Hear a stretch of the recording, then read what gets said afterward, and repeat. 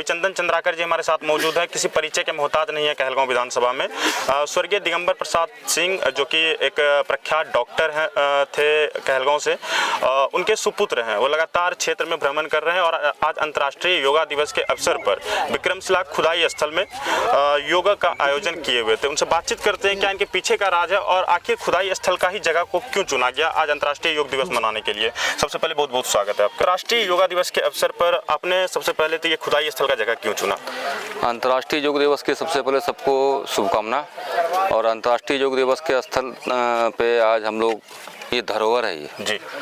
मैं कभी इसको खुदाई स्थल नहीं बोलता, कभी इसको जंजर भूमि नहीं बोलता, मैं इसको धरोहर इसलिए बोलता हूँ।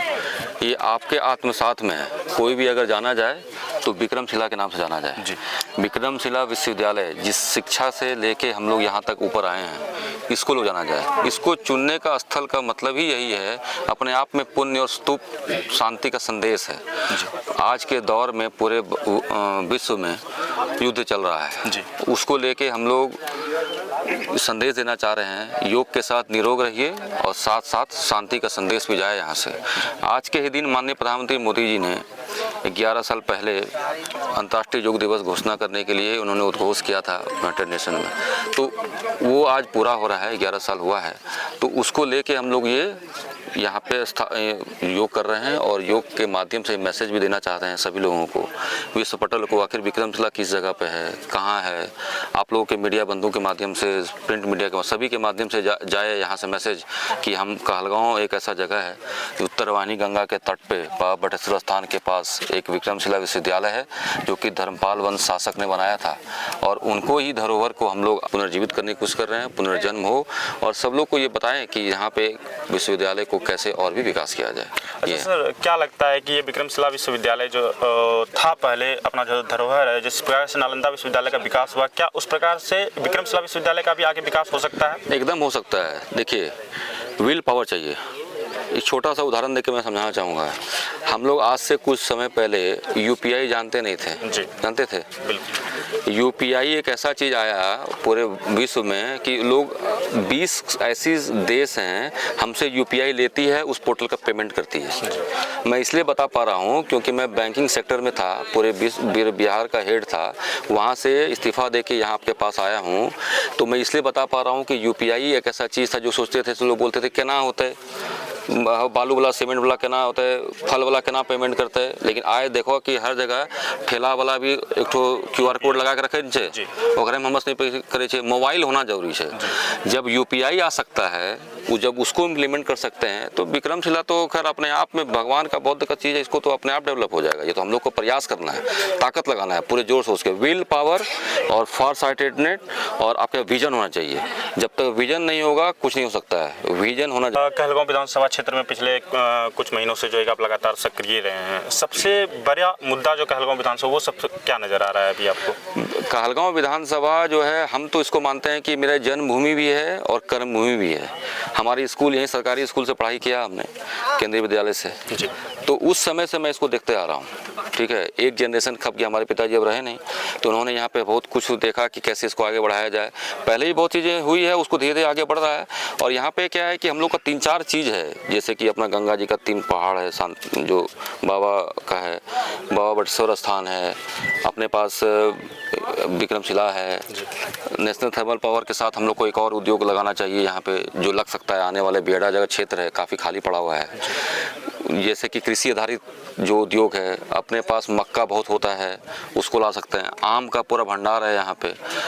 ये क्या है कि उसको अपने आप को बदलने के, जैसे कि अब मान लीजिए कि हम आम का नाम रख दिए हैं मालदा। कहाँ का है मालदा नाम? बंगाल का। तो हम लोग को इन चीज़ों को ऊपर लेके आना है, उसका नाम ऐसा कुछ करना है कि वो अपने लोग जाने। जर्दालू आम काफ़ी फेमस है, उसका कुछ हो जाए, उसका क्या सकता है। हमारे पास रोड प्लान है, हम जब इस पटल पे आएंगे तो मेरे पास उसका रोड मैप है कि कैसे इसको आगे बढ़ाया जाए। मकई है, उसका हम लोग यहाँ पे तरह तरह की फैक्ट्रियाँ लगा सकते हैं, उससे रिलेटेड जो भी हो कृषि आधारित फैक्ट्री उस पर लग सकती है। और यहाँ पे बेटा पूरा क्षेत्र खाली पड़ा है, आपके पास विजन होना चाहिए। आप चाहेंगे तो जितने लोग यहाँ पे लोग बेरोजगार पड़े हुए हैं, जब विदेश जाते हैं नौकरी करने के लिए, दूसरे स्टेट में जा रहे हैं, क्या लगता है ऐसा क्यों नहीं हो पाया? जो जितना बात आप बोल रहे हैं वो चीज़ अभी तक क्यों नहीं हो पाया इम्प्लीमेंट? होगा, धीरे धीरे इम्प्लीमेंट हो रहा है, ऐसा नहीं कि नहीं हो पाया है। लोग अपने अपने प्रयास में लगे हुए हैं। आने वाले समय में अगर वही तो उसी चीज़ को तो चेंज करना है। जो एक नैरेटिव सेट हुआ पड़ा है कि आप किसी भी पॉलिटिकल फील्ड में नहीं आ सकते, पढ़ा लिखा व्यक्ति नहीं पहुंच सकता। मैं तो इसलिए बार बार मीडिया बंधुओं का धन्यवाद देता हूं। आप लोग की वजह से मैं यहाँ पहुंच पाया हूँ, आप लोग की वजह से आगे जाएंगे। यहाँ के जो हम लोग के बड़े बुजुर्ग हैं, माताएं बहनें हैं, उन लोगों के बीच में विश्वास पैदा होना जरूरी है कि कोई भी व्यक्ति, पढ़ा लिखा व्यक्ति, दिगंबर बाबू का बेटा बैंक का बीच में कुछ ना कुछ तो करना ही आया है। ये नैरेटिव चेंज होना जरूरी है कि हाँ, पढ़ा लिखा व्यक्ति कुछ कर सकता है।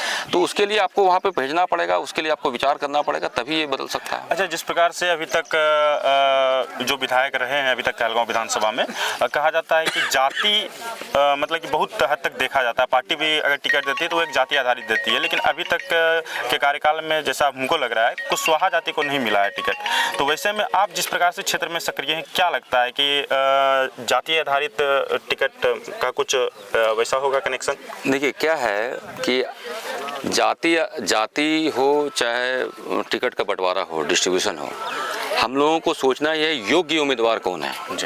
जो व्यक्ति योग्य है उसको संगठन तय करेगी, उसके बारे में आप लोग तय करेंगे, उसके बारे में आप लोग की आवाज़ ऊपर सुनी जाएगी। तय आप लोगों को करना है। कुशवाहा बाहुल क्षेत्र है कहलगांव विधानसभा, हम कुशवाहा समाज से आते हैं, लेकिन जब आप जगह पे पहुंचते हैं तो आप लोगों को, तो हर लोगों को देखते हुए आगे बढ़ना, देखना है कि कौन से योग्य उम्मीदवार को आगे बढ़ा के ले जाना है। आप कैसे अपना मैसेज ऊपर दे सकेंगे, ये योग्यता के आधार पे होना है। बाकी तो जो समीकरण है, तो समीकरण के हिसाब से जब तक आपको वहाँ नहीं पहुँच पाएंगे तब तक तो आप कुछ कर नहीं सकेंगे। तो उसके आधार पर आगे बढ़ काम करना है। अंत में क्या आज के योग दिवस के अवसर पर कहलगांव विधानसभा वासियों को क्या कहना चाहेंगे? कहलगांव विधानसभा और पूरे विश्व को हम कहना चाहेंगे, ये जो अपना विक्रमशिला विश्वविद्यालय है, ये पूरे विश्व का धरोहर है। इस धरोहर को हम लोग संभाल के रखिए, इसको अच्छे से आगे बढ़ाइए, पुनर्जीवित करने का प्रयास कीजिए और सब लोग ताकत के साथ लगिए। ये धरोहर आपको मिला है, इस धरोहर को अगर हम लोग नहीं आगे बढ़ा के लेके जाएंगे तो ऐसे धरा का धरा रह जाएगा। तो हमारे पास 3-4 चीज़ें हैं जो मैंने पहले भी बताया आपको, उन सभी चारों पिचों का विरासत है, उसको विकास में समागम करेंगे तभी कुछ हो सकता है। तरह तरह की फैक्ट्रियां लगे, यहाँ के लोग बाहर ना जाएं, यहीं काम करें, ये अच्छा सा विश्वविद्यालय बन जाएगा तो शिक्षक बाल बच्चे जितने हैं यहाँ पढ़ाई कर सकेंगे, तरह तरह की वोकेशनल स्टडीज हो सकेगी, एजुकेशन सेक्टर में विकास हो सकेगा, स्किल्स डेवलपमेंट हो सकेगा। अपना यहाँ पे गंगा जी का 3 पहाड़ है, वहाँ कुछ हो जाएगा। तरह तरह की चीज़ें हैं, साथ साथ में आएंगे तो उसको हम लोग आगे बढ़ते जाएंगे, करते जाएंगे उसमें।